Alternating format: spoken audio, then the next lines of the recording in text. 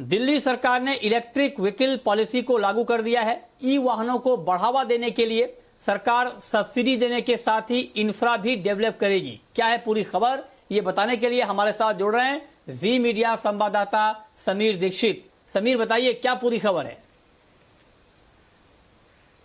Electric वाहनों को बढ़ावा देने के मकसद से दिल्ली सरकार ने ई व्हीकल पॉलिसी को मंजूरी दे दी है और इस पॉलिसी में लक्ष्य यही रखा है कि लोगों को इलेक्ट्रिक वाहन खरीदने के लिए ज्यादा प्रोत्साहित किया जाए और उसके एवज में कई आर्थिक फायदे भी लोगों को दिए जाएंगे। सबसे पहले आपको बता दें कि अगर आप दिल्ली में 2 व्हीलर या 3 व्हीलर इलेक्ट्रिक वाहन खरीदते हैं तो आपको 30,000 रुपए तक का इंसेंटिव नई पॉलिसी के तहत मिलेगा। इसी के साथ स्क्रैपेज पॉलिसी का भी जो बेनिफिट होता है वो भी आपको अतिरिक्त तौर पे मिलेगा। एक उदाहरण के तौर पे आपको बता दें, अगर आप आने वाले समय में इलेक्ट्रिक 2 व्हीलर यानी कि कोई बाइक या फिर स्कूटर खरीदते हैं तो आपको 11,000 रुपए से लेकर के 22,000 रुपए तक का इंसेंटिव दिल्ली सरकार की नई पॉलिसी के तहत मिलेगा। और ठीक इसी तरीके से स्क्रैपेज पॉलिसी में यानी कि अगर आप अपना पुराना वाहन देते हैं स्क्रैपेज पॉलिसी के अंतर्गत तो आपको 15,000 रुपए तक का बेनिफिट इंसेंटिव भी मिलेगा।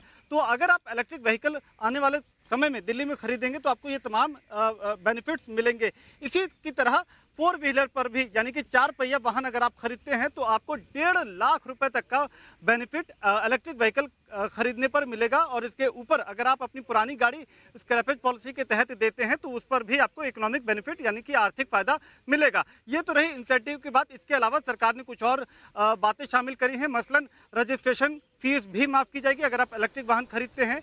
तो इन सब के साथ सरकार की कोशिश है कि इलेक्ट्रिक वाहनों को बढ़ावा दिया जाए। लेकिन सबसे जरूरी है इंफ्रास्ट्रक्चर। तो इंफ्रास्ट्रक्चर के तहत योजना ये है कि हर साल 200 चार्जिंग स्टेशन बनाए जाएंगे। लेकिन मृत्युंजय, ये बात जरूरी तौर पे समझना है कि अभी भी दिल्ली में प्रॉपर इंफ्रास्ट्रक्चर तैयार नहीं है और सिर्फ पॉलिसी के सहारे लोग वाहन खरीदने के लिए, ई व्हीकल खरीदने के लिए आगे आएंगे, ये बहुत मुमकिन नहीं है। तो सरकार को पहले इंफ्रास्ट्रक्चर तैयार करना होगा, लोगों को बताना होगा कि आपके सामने चार्जिंग स्टेशन तैयार है, तब शायद लोग इस पॉलिसी को अपनाएं और जो लक्ष्य रखा है। बहुत शुक्रिया समीर आपका इस पूरी खबर के लिए। बहुत महत्वपूर्ण खबर आपने बताई है इलेक्ट्रिक व्हीकल को लेकर। बहुत बहुत शुक्रिया समीर आपका इस पूरी खबर के लिए।